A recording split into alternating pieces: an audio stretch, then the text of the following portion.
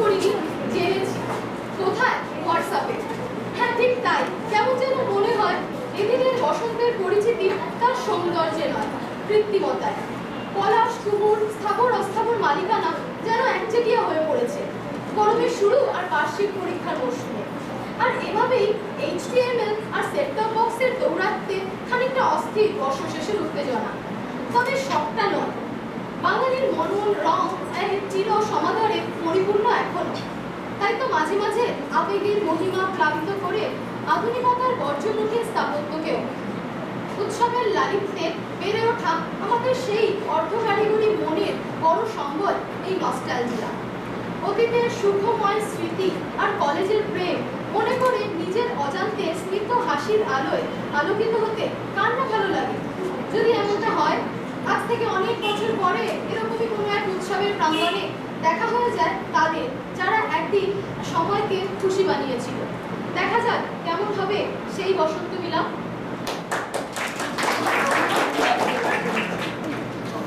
আচ্ছা তানিয়া, আজ কতদিন পর আবার আমরা এই রং মিলন অনুষ্ঠানে একসাথে হলাম বলতো? কতদিন পর আবার এমন একটা বসন্ত উৎসব, আবার আমরা সত্যি কতগুলো বছর মাঝখানে কেটে গেল না? কে কোথায় ছড়িয়ে গেলাম। কিন্তু আজও কলেজের সেই দিনগুলো ভাবলেই আমরা কেমন নস্টালজিক হয়ে যাই, তাই না? হ্যাঁ, একদম। বসন্তকাল এলেই মনে পড়ে যায় আমাদের সেই বসন্ত উৎসব, তার আবির খেলা। বসন্তকালের কোকিলের টান আর ফাল্গুনের হাওয়া সেই গানটাকে মনে করিয়ে দেয়। বল কোন গানটা রে?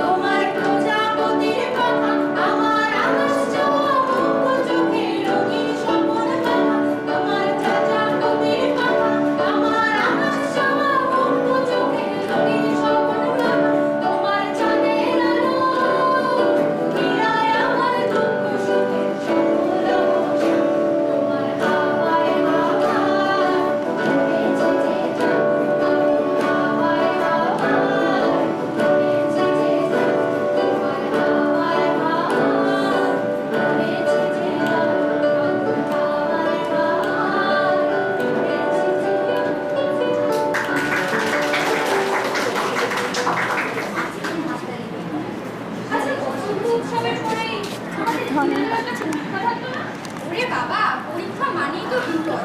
কিন্তু তাতেও আমাদের আবির খেলা কিন্তু বাদ যেত না। পড়তাম তো পরীক্ষার আগে। সত্যি এক রাত বিপদের মাঝখানে বসেও বসন্ত কিন্তু ঠিকই আসছে।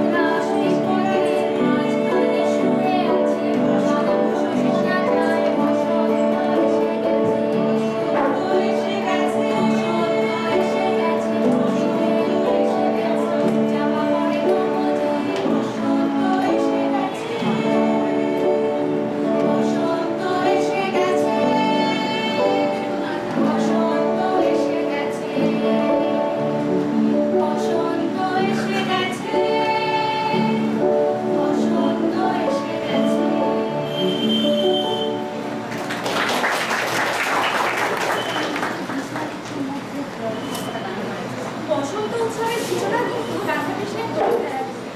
কৃষ্ণের হাতের আবির রানীর যেত রাধার গান। রাধাকৃষ্ণের পূর্বরাগ অভিসার এখন কাব্যপ্রণালীর হয়েই রয়ে গেছে।